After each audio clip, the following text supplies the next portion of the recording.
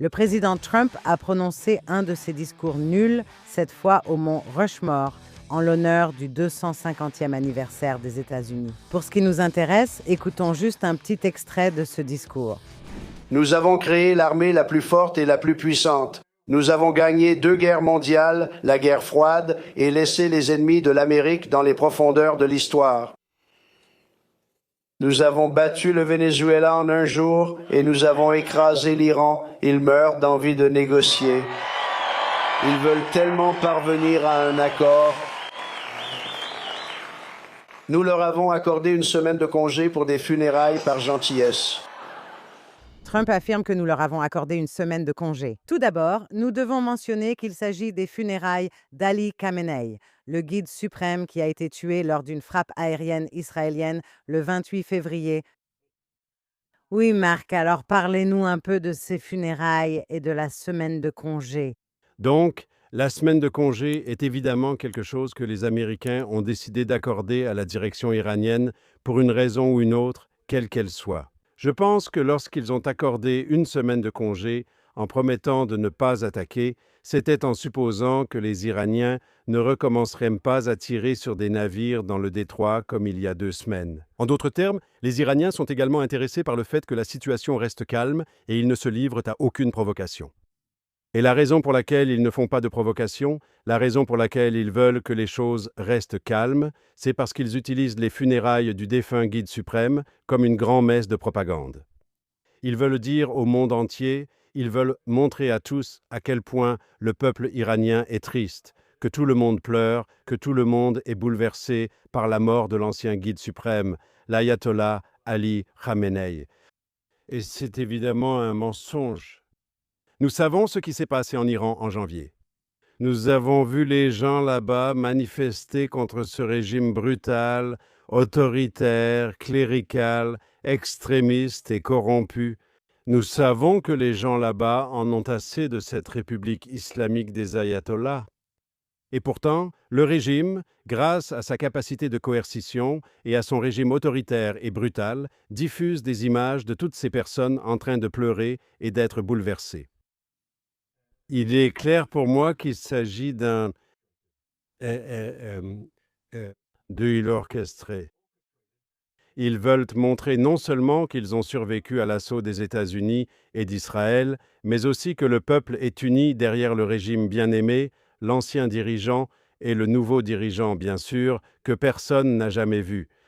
Donc, ironiquement, cette propagande semble fonctionner parce que Trump a aussi dit « Et je pensais que le peuple iranien détestait son régime. C'est ce que j'entends. » Et regardez toutes ces personnes qui sortent pour pleurer la mort du guide suprême. Alors, tout d'abord, l'Iran a une population de 93 millions d'habitants.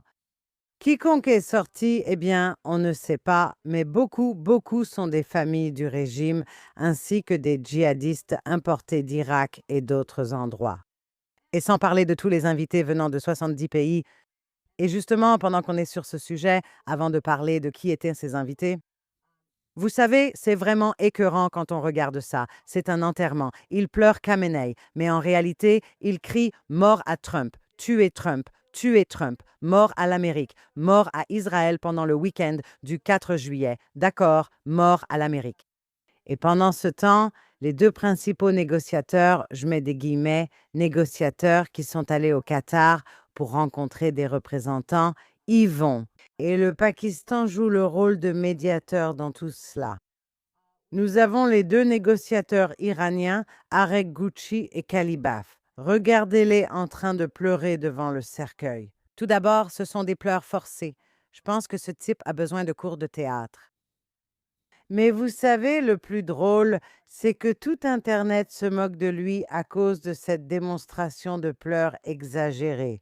Il y a donc une longue tradition dans les régimes autoritaires où les gens pleurent ceux qui sont décédés et ils le font pour des raisons politiques et ils jouent la comédie. Tout d'abord, je ne pense pas qu'on puisse exclure à 100% la possibilité qu'il ait réellement été un protégé de l'ancien dirigeant suprême, aujourd'hui décédé, et qu'en conséquence, il soit vraiment triste. Ce n'est pas impossible, mais il est plus probable, à mon avis, qu'on soit plutôt dans le même cas que lorsque Lénine est mort, et Staline voulait montrer à quel point il était bouleversé. et à quel point il était loyal envers Lénine. Nous savons que durant les derniers mois du règne de Lénine, il y avait de fortes tensions entre Lénine et Staline. Mais non, il fallait que les gens, les caméras voient Staline, le bolchevique loyal, pleurer parce que Lénine est décédé. Quand Staline est décédé en 1953, même chose. Tous ces dirigeants de l'Union soviétique pleuraient et étaient en deuil. Et bien sûr, ils étaient tous très heureux que Staline soit mort. En Chine, quand Mao Zedong est mort, toutes ces personnes que Mao avait persécutées étaient là, en train de pleurer et bouleversées. Et au final, ils étaient en réalité ravis que le vieux soit enfin parti. Donc ce que vous voyez maintenant, c'est ce genre de funérailles en Iran, et toute personne qui croit à ces images, qui ne comprend pas que tout cela est orchestré, que c'est du théâtre politique pour servir les objectifs politiques, pour servir l'agenda politique du régime. Si vous ne comprenez pas cela, si vous prenez ces images pour argent comptant, vous devriez vous faire examiner la tête. Et aussi d'ailleurs, vous savez, beaucoup de ces personnes dans les rues qui étaient aux funérailles avaient aussi peur de ne pas y assister. N'oublions pas que même s'ils croient vraiment que le président Trump qui a dit que l'aide arrivait, et c'était vrai, la guerre a commencé, etc., et maintenant elle est terminée. Et ce sont des personnes qui sont très préoccupées par leur propre bien-être, et à juste titre. Parce que même si Trump dit que l'Iran, vous savez, la République islamique a été totalement vaincue, ce n'est pas vrai parce qu'ils sont toujours là. Et il dit qu'ils meurent d'envie de conclure un accord. Si c'était le cas, s'ils étaient vraiment désespérés de conclure un accord autre qu'un qui leur donne la victoire, alors ils devraient agiter un drapeau blanc et céder à toutes les exigences, pas négocier avec les États-Unis. Et bien sûr, les États-Unis ont dit, nous les avons écrasés, nous avons gagné toutes ces guerres. Ils les énumèrent. Et ce n'est pas le moment de négocier avec un petit régime autocratique, théocratique et maléfique. Si vous les avez vaincus militairement, ce qu'il a fait, mais cela ne suffit pas. Donc, j'estime que beaucoup de ces personnes qui sont descendues dans la rue, ce sont des gens qui l'ont fait de manière calculée. Parce que si ce régime reste debout et au pouvoir, ils doivent montrer leur loyauté, sinon ils sont morts. Et donc, il faut vraiment avoir de la compassion pour le peuple iranien ici. Je suis allé une fois à une conférence internationale et il y avait une délégation iranienne là-bas.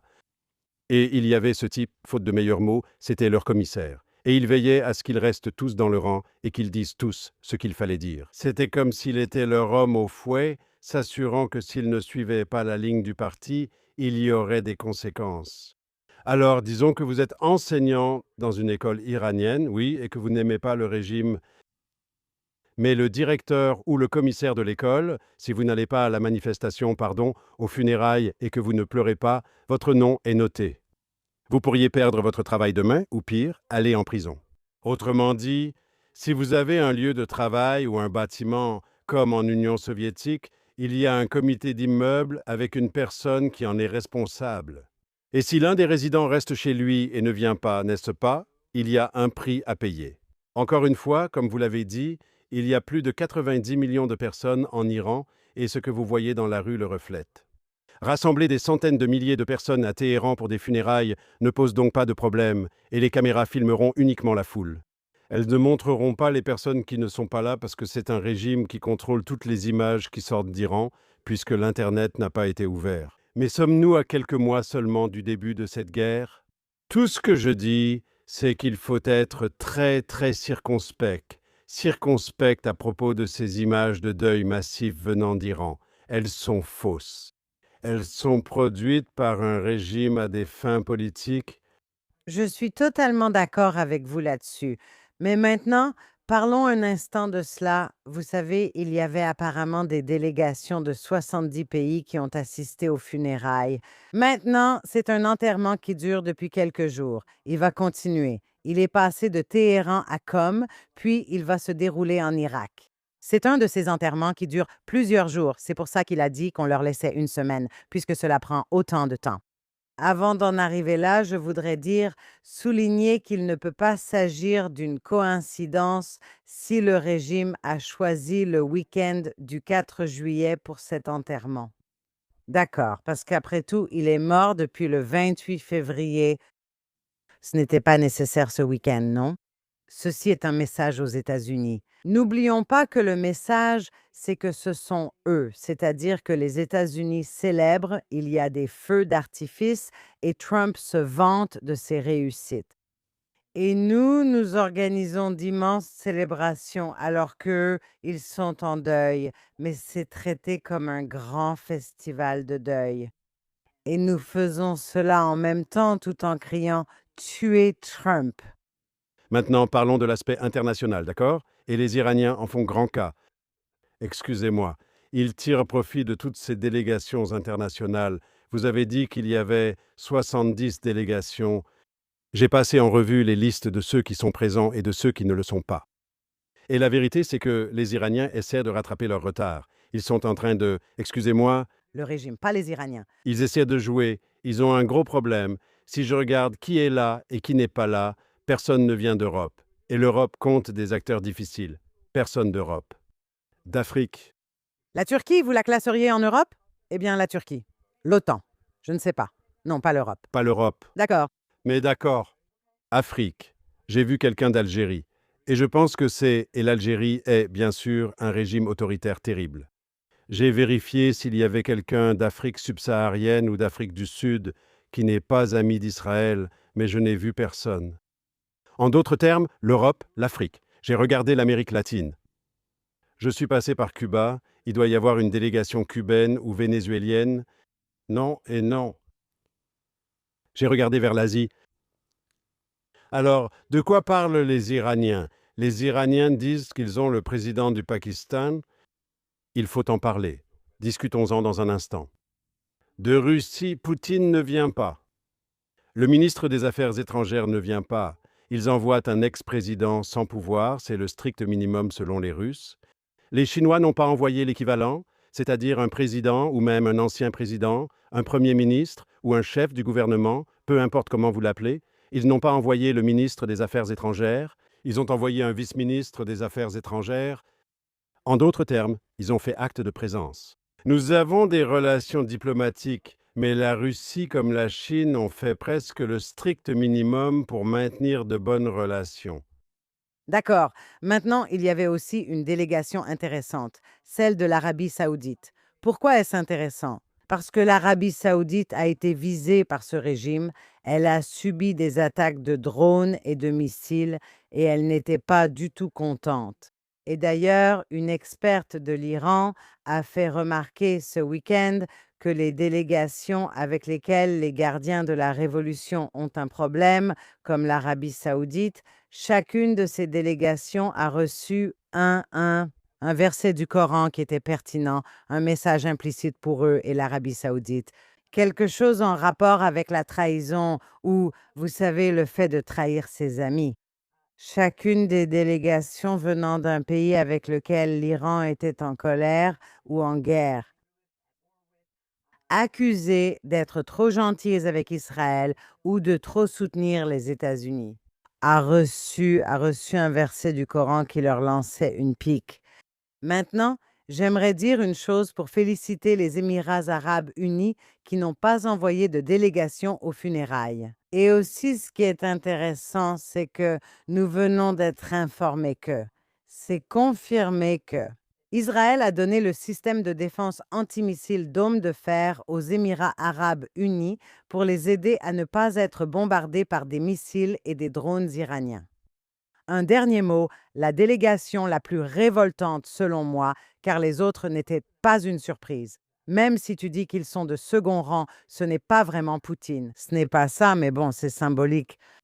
La plus révoltante, c'était le Liban.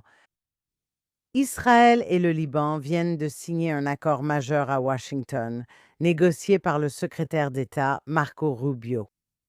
Et c'était vraiment une raison de célébrer pour tout le monde, parce que cet accord disait qu'Israël et le Liban combattent le Hezbollah, le proxy iranien, et Israël le fait. Israël va se retirer de certaines zones tenues par le Hezbollah pour permettre à l'armée libanaise d'en chasser le Hezbollah.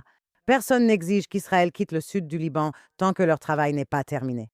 Et la mission principale, le but principal de cet accord, c'était que l'Iran ne puisse pas prendre le contrôle du Liban et de sa souveraineté. Et qui devrait aller aux funérailles si ce n'est le ministre de la Défense du Liban? Eh bien, c'est révoltant. Et à juste titre, il y a des informations selon lesquelles certains membres du Congrès américain ne sont pas du tout contents de cela. D'abord, la bonne nouvelle, c'est que personne n'est venu de Syrie. La Syrie était autrefois l'allié le plus fort et le plus fidèle de l'Iran dans le monde arabe. L'Iran n'est bien sûr pas un pays arabe, c'est un pays musulman, mais ce n'est pas un pays arabe. La Syrie sous Assad, pendant une génération ou plus, était le plus proche ami et allié de l'Iran dans le monde arabe. Et aujourd'hui, la relation est terrible. Le nouveau régime en Syrie déteste l'Iran. Il déteste le Hezbollah. Et c'est un signe des temps, personne de Syrie n'y est allé. Concernant le Liban, je n'ai pas apprécié l'envoi du ministre de la Défense, mais je veux dire des choses qui devraient peut-être moins vous inquiéter. Premièrement, la personne qui dirige vraiment l'armée iranienne, l'armée libanaise, c'est le président, qui est l'ancien chef d'état-major de l'armée. Et il ne fait aucun doute qu'il contrôle l'armée. Et le rôle du ministre de la Défense dans le gouvernement actuel, disons qu'il pourrait être, vous savez, le gars qui transmet les messages du président. Est-il possible, je n'en sais rien, mais j'aimerais le croire, qu'il soit allé là-bas pour rencontrer les Iraniens et leur dire que le Hezbollah doit être désarmé? Nous ne le tolérerons plus. Maintenant, nous pouvons le faire progressivement, nous pouvons le faire par étapes, nous pouvons le faire de manière incrémentale, mais vous n'aurez plus de groupes armés agissant pour le compte d'un tiers, plus de groupes armés indépendants sur le territoire souverain libanais. Je voudrais simplement qu'une réunion en marge suffise à transmettre ce message, n'est-ce pas? En d'autres termes, pourquoi le ministre de la Défense? C'est lui le responsable de, vous savez. De la conception. Et donc, est-ce possible, n'est-ce pas, qu'il ait dit, d'accord, nous ne voulons plus de gardiens de la révolution iranienne dans notre pays? Qui sait? Vous savez, je suis venu ici rendre hommage à votre ancien guide suprême, mais voici le message du gouvernement libanais. Est-ce possible? Eh bien, bien sûr que c'est possible. Je n'ai aucun moyen de le savoir. J'en doute. Je doute qu'il y ait du temps pour des réunions en marge au milieu de cette agitation et de ce va-et-vient. Vous savez, je n'appelle pas ça des festivités car c'est un enterrement, mais il y a des processions, des défilés et bien d'autres choses. En diplomatie, on parle de obsèques de travail Les obsèques de travail, où tout le monde joue le jeu. n'est-ce pas? Je vous donne un exemple. Quand Johnson a remplacé Kennedy, c'était dans un contexte très différent. Oui, En 1963 de Gaulle, les Britanniques et d'autres dirigeants internationaux sont venus et ont rencontré le nouveau président. c'est ça. Ce n'est pas la même chose. Elles servent à transmettre un message bref, même courte. Non, c'est vrai, mais ce n'est pas du tout la même chose. Et la raison pour laquelle ce n'est pas du tout la même chose, c'est que tu ne parles pas de pays ennemis en pleine guerre. Donc, tu sais, c'est une chose. Et aussi, même les funérailles les plus somptueuses aux États-Unis, tu sais, prenons par exemple celle de JFK, etc., avec un président qui a été assassiné, ce qui est vraiment, vraiment énorme. Ce n'était pas ce genre de commémoration sans fin. Et oui, je suis sûre que des dirigeants y sont allés. Et oui, ils ont eu des réunions parallèles. Mais là, c'est différent. C'est possible que cela soit arrivé. Mais tu sais, étant donné le régime à Téhéran, il est peu probable qu'il s'en soucie le moins du monde, parce que ce qu'il dit, c'est «Nous avons gagné cette guerre». Le président Trump, nous, ils appellent ça un événement de représailles. Ce sont des funérailles sous le signe de la vengeance. Ils disent tuer Trump. Bien sûr, tuer Netanyahou. Mais ce qui est encore plus intéressant à propos des États-Unis dans tout ça, c'est que les pancartes disent tuer Trump et mort à l'Amérique et mort à Israël ont toujours été la devise du régime. Mais maintenant, ce qui est intéressant, c'est que alors que Trump dit qu'il meurt d'envie de conclure un accord, nous savons que c'est ridicule. Ils meurent d'envie de montrer qu'ils ont gagné une guerre contre la plus grande superpuissance du monde. Ils meurent d'envie de continuer à enrichir l'uranium. Et puis-je dire cela? L'un des principaux porte-parole du régime iranien a fait une déclaration il y a quelques jours dans laquelle il a dit les États-Unis doivent savoir que nous n'avons pas perdu une seule minute de ces cessez-le-feu, pas une seule. Nous reconstruisons, nous allons continuer. Nous allons continuer à développer notre armement et nos armes nucléaires. Et les images satellites montrent qu'il y a un site nucléaire. Pas les 3 sites que les États-Unis bombardent, ou Israël et les États-Unis, mais surtout les bombardiers B-2 anti-bunker. C'est arrivé. Hem, que les États-Unis ont déchaîné sur ces sites, mais un autre site, et ils y travaillent. Donc, vous savez, et ils le disent. Quand ils disent vouloir vous tuer, croyez-les, ils le pensent vraiment. Et quand ils disent avoir gagné, ils ont en partie raison. Pas encore, ce n'est pas fini. Mais ce qui est vrai là-dedans, c'est qu'ils sont traités comme un régime qui est sur un pied d'égalité avec Washington. Et c'est scandaleux. Donc, pas étonnant qu'ils crient victoire. Je voulais parler de deux sujets. On en a déjà parlé brièvement, mais je voulais le rappeler plus en détail, l'absence du nouveau guide suprême. D'accord. Et c'est un homme qui est devenu, la première semaine de mars, le nouveau guide suprême. Et personne ne l'a vu. Personne n'a entendu sa voix. Et personne ne sait à quoi il ressemble. Et personne ne sait à quel point il a été blessé, si jamais il l'a été. Et c'est un signe de faiblesse que 4 mois après Il est peut-être mort. il est peut-être, qui sait? Personne ne sait qui il est, ni ce qui arrive. Derrière cela, une question se pose. Qu'est-ce qu'un régime autoritaire sans autocrate? Qui dirige si ce n'est pas lui? Tout le monde suppose que ce sont les gardiens de la révolution. Mais c'est un signe de faiblesse du régime. Ils ont sorti toutes sortes d'excuses, craignant qu'Israël l'élimine. N'importe quoi. Il n'est pas là car il se passe quelque chose de très grave. Et d'ailleurs, les autres fils de Khamenei étaient là. C'est exact. Donc cela aussi est déjà suspect concernant cette histoire de frappe israélienne. Mais aussi, voilà le problème. Il se peut aussi qu'il soit mort. Il y a un expert iranien, un spécialiste de l'Iran à la télévision israélienne, qui a dit qu'il n'y a aucun doute qu'il est mort, parce qu'il aurait même pu enregistrer un message. Il aurait pu envoyer un message enregistré. On avait l'habitude de regarder. Nasrallah, le chef du Hezbollah, Nasrallah, donnait des messages vidéo parce qu'il ne voulait pas être attrapé dans son bunker ou quoi que ce soit. C'est très courant de faire ça. Il ne l'a même pas fait. Donc la question est-il mort? Est-il tellement blessé? Est-il dans le coma? Est-il tellement défiguré ou blessé qu'il ne pouvait pas le faire? Tu as raison, c'est un signe de faiblesse. Mais tu vois, d'une certaine manière, ça n'a pas vraiment d'importance parce que ce qui se passe, c'est que les gardiens de la révolution disent, ils répètent sans cesse, non, Mouchtaba dit qu'on ne peut pas faire ça. Mouchtaba dit qu'on ne peut pas faire ça. Maintenant, est-ce que quelqu'un y croit vraiment? On ne sait pas. Et aussi, il y avait des blagues sur le fait que, puisque l'accès à Internet est difficile et qu'il est dur de faire passer des messages d'un endroit à l'autre, c'était comme, quoi, il t'a dit ça par pigeon voyageur? Je veux dire, tu as raison à ce sujet. Mais encore une fois, la perception au Moyen-Orient est tellement, tellement importante. Et ce qui compte, c'est qu'en ce moment, parmi les Iraniens, ceux qui croyaient vraiment que Donald Trump allait les aider à renverser le régime sont déçus par lui. Avant, ils le louaient, ils l'acclamaient. Maintenant, ils sont inquiets. Ils ont peur que maintenant le régime va rester en place, peu importe que ce soit avec Mouchtabak, peu importe combien ou non. Ils sont dans de gros ennuis s'ils ne renversent pas le régime. Et voici autre chose. L'un des aspects de ce protocole d'accord avec l'Iran aurait déjà permis de débloquer certains avoirs, vous donner de l'argent à ce régime. C'est la pire chose qui puisse arriver au peuple iranien, parce que croyez-moi, il n'y a pas de produits alimentaires dans les rayons des supermarchés. Ils ne peuvent pas utiliser leur distributeur automatique de billets.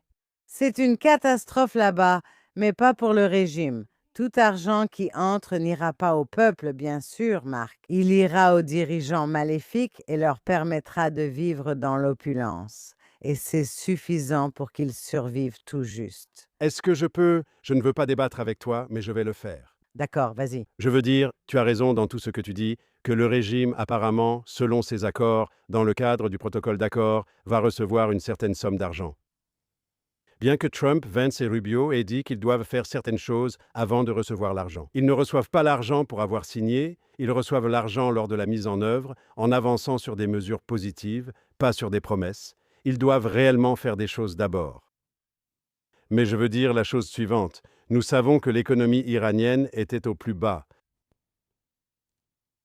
depuis des mois avant que la guerre n'éclate. En fait, C'est pourquoi il y a eu des manifestations en janvier, n'est-ce pas? L'économie iranienne était dans un état terrible, vraiment terrible. Impossible de décrire à quel point la situation était mauvaise pour l'économie iranienne. Ensuite, vous ajoutez le mois et demi d'attaques israélo-américaines contre des cibles iraniennes sur les infrastructures, puis les destructions causées. D'accord. Et donc, il faut prendre la situation économique terrible, terrible, terrible, 3 fois terrible, et il faut la multiplier par toutes les attaques contre l'Iran qui ont été menées par les États-Unis et Israël. Cela signifie que s'ils étaient à -20, ils sont maintenant à -40. Donc je ne m'emballe pas trop, peut-être à tort, à l'idée de leur donner un peu d'argent parce que leur seuil est tellement bas, je ne pense pas que ça change vraiment la donne. C'est comme s'ils pouvaient vendre du pétrole maintenant, non? C'était la grande chose que les Américains leur ont permis de faire. Ils peuvent exporter leurs navires à condition de laisser les autres exporter les leurs, n'est-ce pas? Donc je me demande, est-ce que ça change vraiment la donne? Ils sont tellement bas. Cela va-t-il vraiment renforcer le régime? Cela le rend un peu plus fort, mais est-ce décisif? Et j'ai une question pour Marc. Deuxième point, j'ai dit que les Russes et Chinois étaient là juste pour la forme, envoyant des représentants de rang inférieur à cause de leurs relations diplomatiques. Ils ont des alliances, formelles ou non, avec les Iraniens et envoient des représentants. Qui n'a pas joué à ce jeu? Qui a dépassé les attentes? Tes amis étaient-ils rutiles et pakistanais? J'aimerais dire un mot ou deux sur les Pakistanais et avoir ton avis. Les Pakistanais ont eu une bonne relation avec les États-Unis d'Amérique depuis la guerre froide. En fait, si tu parles du pacte de Bagdad ou de ce qu'on appelait autrefois le CENTO, où tous ces blocs anti-soviétiques existaient, c'était les Pakistanais, le Shah d'Iran et la monarchie en Irak. C'était ça l'idée. Tous ces pays, tu sais, avaient une frontière proche de l'Union soviétique. Ils étaient à la pointe nord de cette partie du monde, du Moyen-Orient, de l'Asie centrale. L'idée était qu'il y aurait une alliance pro-occidentale et les Pakistanais étaient toujours présents. Et les Pakistanais ont toujours eu de bonnes relations avec les États-Unis parce qu'ils étaient fortement anticommunistes et contre les soviétiques et ils craignaient la pénétration soviétique. La relation était très virtuelle. Et en fait, la relation avec l'Inde démocratique, pendant la guerre froide, l'Inde démocratique était du côté des Russes, où ils dirigeaient le mouvement des non-alignés, qui disait, vous savez, nous ne voulons pas faire partie de l'Occident, nous sommes autre chose, n'est-ce pas? Tout dépend de la façon dont on veut interpréter le non-alignement. Le Pakistan a entretenu pendant plus d'une génération une relation spéciale avec l'Amérique. Mais je dois vous dire qu'en ce qui concerne Israël, le Pakistan n'a jamais été un acteur positif. Sur Israël, ils ont toujours été totalement négatifs. Vous savez, sur les passeports pakistanais, jusqu'à aujourd'hui, il est écrit « valable pour tous les pays sauf Israël et uniquement Israël ». Ils n'ont jamais eu de relation avec Israël, l'Égypte a fait la paix, alors le Pakistan pourrait-il le faire? Non. La Jordanie fait la paix avec Israël. Vous pensez que le Pakistan pourrait le faire alors? Ce n'est pas un pays arabe. Ils n'ont pas de conflit avec Israël. Non. Après les accords d'Abraham, rien, rien, rien. Et ils se sont posés en médiateurs, n'est-ce pas? Donc ils servent de médiateurs entre l'Amérique et l'Iran. Rien à voir avec Israël parce qu'ils ne veulent rien avoir à faire avec Israël. Et est-ce parce que c'est un régime fondé sur cette identité islamique qui est hostile à Israël? Ont-ils peur de leurs talibans ou extrémistes locaux qui pourraient réagir s'ils disent du bien d'Israël, peu importe la raison ou la logique? Le fait est que c'est un pays fondamentalement hostile à Israël. C'est même un ennemi d'Israël. Et nous devrions être très très inquiets qu'ils jouent ce rôle de médiateur parce qu'ils n'ont pas, du moins, les intérêts d'Israël à cœur. Ils sont hostiles à l'État juif. Et il n'y a pas moyen d'adoucir cela. Ils sont extrêmement hostiles à l'État juif. Et maintenant, parlons du Qatar. En parlant de médiateur, le Qatar, c'est là que ça se passe. Doha est là où beaucoup de ces réunions ont lieu, etc. Le Qatar est totalement un ennemi de l'Occident. Le Qatar vient d'offrir au président Trump un grand avion en cadeau. Le Qatar a infiltré des universités à travers les États-Unis. Le Qatar achète de l'influence partout. Comme quelqu'un l'a dit, vous savez, c'est une station-service avec un distributeur automatique de billets et elle utilise son influence partout. Et je pense que c'est une énorme erreur pour les États-Unis de lui faire confiance pour quoi que ce soit, parce qu'en réalité, il est responsable de l'endoctrinement des étudiants américains depuis quelques décennies maintenant. Cela a provoqué, et maintenant nous voyons les fruits de ce travail avec des communistes qui remportent les primaires démocrates. Nous voyons des jeunes croire au pire du pire. Et d'ailleurs, le président Trump en a aussi parlé. Il a parlé du marxisme dans son discours, etc. Le point, c'est que le Qatar a fait ça. Le Qatar a dépensé énormément d'argent pour ça, en achetant de l'influence dans les universités, mais pas seulement, en achetant aussi des entreprises, etc. C'est donc le soft power qui est vraiment, vraiment omniprésent et envahissant. Et que le Qatar et le Pakistan ensemble soient ces deux pays qui s'occupent de la médiation d'une guerre que les États-Unis doivent gagner. Ils ne peuvent pas simplement conclure un petit accord, d'accord. Et d'ailleurs, encore un point, le détroit d'Ormuz. Vous comprenez que cette histoire de, eh bien, ils doivent prouver, ils doivent laisser passer quelques navires, puis ceci, puis ils disent, et ensuite le régime dit, d'accord, et après 60 jours, on verra. On verra si on vous laisse passer. Voilà le problème. Ils tiennent le détroit d'Ormuz en otage et les États-Unis le permettent avec ce genre de discours. D'accord, laissons-les faire. S'ils laissent passer les navires, nous serons gentils. Non, non, non, non, ce sont des eaux internationales. Et l'Iran sait maintenant, le régime sait qu'il peut prendre le détroit en otage. Et c'est aussi un message pour d'autres détroits, d'autres voies navigables. C'est vraiment, vraiment mauvais. Et je dis cela en tant que grande admiratrice. J'ai loué le président Trump pendant des années pour beaucoup de choses qu'il a faites, non seulement pour Israël, mais aussi pour le monde et pour les États-Unis. Sur ce point, je pense qu'il joue mal ses cartes. Je ne pense pas que ce soit par mauvaise volonté. Je pense qu'il se trompe comme beaucoup de dirigeants américains dans le passé. Je le ferai. Nous arrivons à la fin, mais je veux revenir sur le Qatar. Je suis totalement d'accord avec toi, ce sont des acteurs très néfastes. Oui, l'argent qu'ils ont distribué a encouragé beaucoup de choses, non seulement en Amérique, mais aussi dans d'autres pays occidentaux. Je veux te dire quelque chose. Il y a quelques mois, les Émirats arabes unis ont interdit à leurs étudiants d'étudier en Grande-Bretagne, affirmant que les universités britanniques recrutent pour les frères musulmans financés par le Qatar, n'est-ce pas? Les Israéliens ne sont pas seuls à s'inquiéter de l'argent du Qatar. C'est ça? Je suis d'accord avec vous, mais je ne veux pas que vous exagériez involontairement.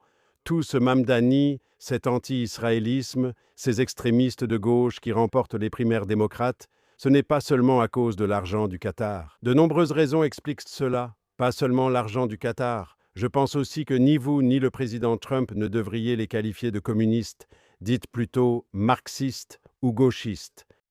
Mais ce sont des communistes. Très bien. Donc je ne suis pas d'accord avec vous là-dessus. Je voudrais dire autre chose à propos du Qatar, et avec cela, nous devrions conclure. Mais vous avez mentionné beaucoup de mauvaises choses que fait le Qatar, et vous n'avez pas parlé d'Al Jazeera.